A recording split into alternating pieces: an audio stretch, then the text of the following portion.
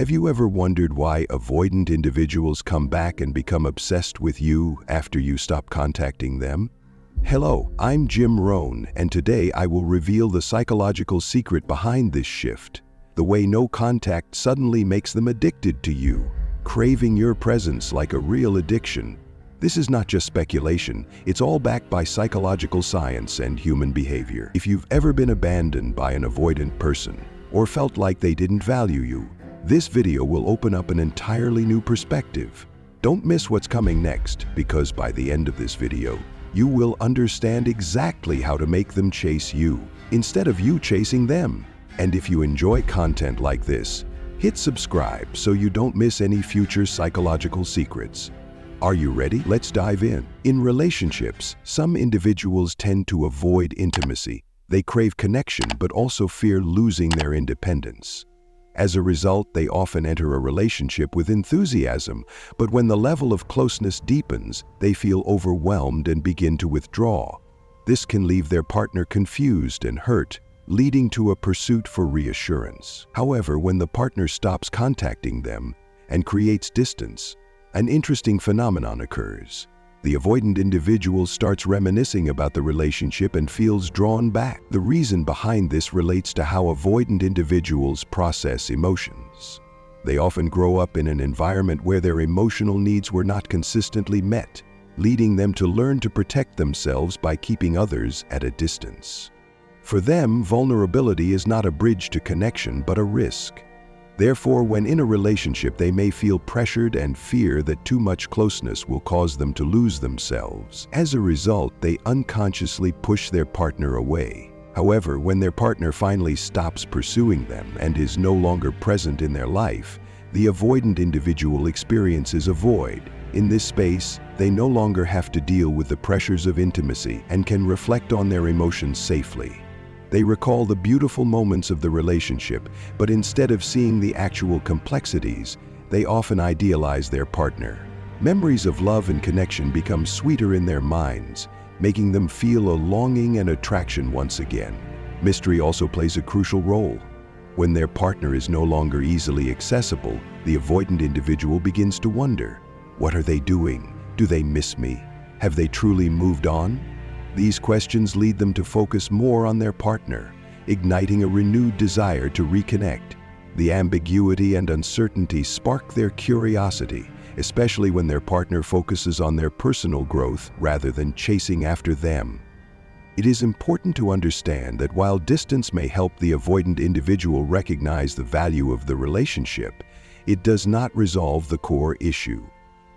Without a change in how they approach emotions and intimacy, this push-pull cycle will continue to repeat. To break the cycle, avoidant individuals must learn to embrace vulnerability and understand that intimacy does not mean losing themselves. Their partners must also learn to respect their own boundaries, avoiding the trap of chasing and instead focusing on their personal growth. Distance can be an opportunity for both sides to reflect and realign the relationship in a healthier direction. If the avoidant individual can face their fears and their partner can set clear boundaries, they can build a true connection based on trust and understanding, rather than being trapped in a cycle of fear and longing. 1. Idealization, loss aversion, and the Phantom X. A common psychological phenomenon in avoidant attachment styles is the idealization of an ex after a breakup. While the relationship was still ongoing, avoidant individuals often felt pressured by intimacy, feared losing their freedom and personal space, and could feel overwhelmed by emotional demands or deep conversations about the future. However, once the relationship ends and distance is created, a paradox occurs. They begin to long for and desire what they once tried to avoid. The reason lies in the brain's defense mechanisms and how it processes memories. When the constant presence of their partner is gone, conflicts, feelings of being pressured, and dissatisfaction gradually fade. Instead, the brain tends to recall only the most beautiful moments, meaningful conversations, shared laughter, or emotionally significant memories. The avoidant individual starts idealizing their ex not because they genuinely want to return, but because the version of their ex they now remember has become more perfect than reality. This is the effect of memory idealization, a form of selective recollection. Particularly for avoidant individuals, memories of closeness are no longer associated with anxiety and pressure.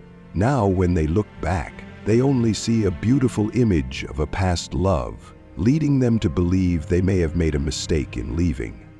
But there is another, even more powerful psychological factor contributing to their return: loss aversion. In psychology, people tend to feel more pain from losing something than joy from gaining something of similar value. In other words, when their ex truly moves on and stops chasing them, the avoidant individual may experience a greater sense of loss than they had anticipated. If they once felt overwhelmed by their partner's presence, they now feel an emptiness that cannot be filled. They no longer receive messages, no longer know what their ex is doing, and no longer have the security of knowing that if they wanted to return, their ex would still be waiting. This creates an underlying panic, pushing them to reach out to check whether they still have any influence over their former partner. A unique phenomenon related to this idealization process is the phantom ex, the elusive ex. This occurs when someone, despite having left the relationship, still holds on to the image of their ex in their mind as an unfulfilled, perfect love. They may not actually want to return, but subconsciously, they compare every new relationship to the shadow of their ex. This is especially true for avoidant individuals, as they tend to idealize the past rather than confront the challenges of the present. For example, an avoidant person may have left a relationship because they felt overwhelmed by intimacy, but after some time they look back and think, "She was amazing, caring, and understood me better than anyone else. I'm not sure why I left her."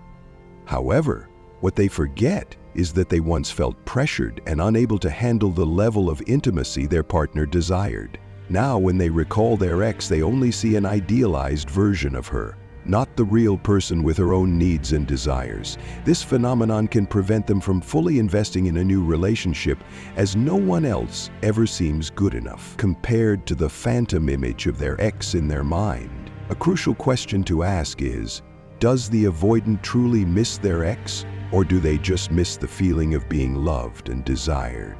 The emptiness they feel after a breakup is not necessarily a sign of true love. It may simply be the fear of losing something familiar. When their ex stops chasing them, stops trying to heal them, and no longer reaches out, the avoidant individual is pushed into a state of uncertainty, and people fear uncertainty. They may come back, not because they have changed, but because they want to regain a sense of control. This is why many avoidant individuals return, only to withdraw once again when everything falls back into place. 2. The role of space in rebuilding connection. No contact is not merely a strategy to make the avoidant individual miss and return. It can actually be an opportunity for both parties to process their emotions, reflect on the relationship, and decide whether they truly want to continue. For the avoidant individual, this distance provides time to regain a sense of control and no longer feel overwhelmed by the pressures of intimacy. More importantly, it is a moment for them to experience the feeling of losing their partner and recognize the true value of the relationship without their usual defenses. They may come to realize that having a companion does not mean being controlled or losing themselves. It can actually be a positive addition to their life. For their partner, the no-contact period is an opportunity to focus on themselves instead of pouring all their energy into trying to win back the avoidant individual. This is a time for them to clarify what they truly want from a relationship and assess whether they have been sacrificing too much for someone who is not ready to engage in a stable connection. Sometimes, letting go is what allows them to find their own strength and lay the foundation for healthier relationships. 3. The transformation in relationships, from the push-pull cycle to a healthy connection. To break the cycle of avoidant attachment, both individuals in the relationship need deep awareness of their own dynamics. Avoidant individuals often withdraw out of fear of losing control or feeling overwhelmed by intimacy. However, what they need to understand is that intimacy does not mean losing autonomy. It can coexist with personal independence. Learning to express emotions authentically without feeling pressure is a crucial step in helping them feel safer in a relationship. For their partner, who often has anxious attachment tendencies, pursuing and seeking reassurance can unintentionally make the avoidant person feel an even stronger need to withdraw. When they learn to set boundaries and maintain their own self-worth without relying on the avoidant person for validation, the relationship dynamic can begin to shift. This change not only helps protect their self-esteem, but also creates a less pressuring environment for the avoidant individual, encouraging them to connect voluntarily rather than feeling forced. 4. From avoidance to secure attachment, building a healthy relationship. If both individuals genuinely want a stable and fulfilling relationship, change must come from both sides. If you are the avoidant individual, you need to learn to recognize and confront your fear of intimacy. You must understand that vulnerability does not mean losing control or becoming dependent.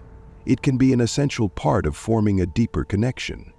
Your partner needs to establish boundaries and focus on their own self-worth instead of trying to change the avoidant person. This does not mean being cold or distant, but rather maintaining respect for personal needs within the relationship. Both sides need to have honest and open conversations, without avoiding important issues out of fear of making the other uncomfortable. A relationship can only grow when both individuals feel safe expressing themselves without fear of rejection or coercion. Distance and silence may draw the avoidant individual back, but without genuine change, the push-pull cycle will continue. No contact is not just a tactic to make someone miss you. It is an opportunity for both individuals to reflect on the relationship and their own values. If an avoidant person truly wants to build a lasting relationship, they must be willing to face vulnerability and learn to connect in a stable way. And if their partner wants a healthy relationship, they need to ensure that their own emotional needs are being met, rather than continuously chasing after the avoidant person in an endless cycle. True love is not a game of pursuit. It is a deliberate choice made by both individuals to walk together with mutual understanding and respect. Leave a comment below and share your thoughts. Have you ever experienced avoidant attachment or encountered a phantom ex in your life? What helped you break free from this cycle? I'd love to hear your story.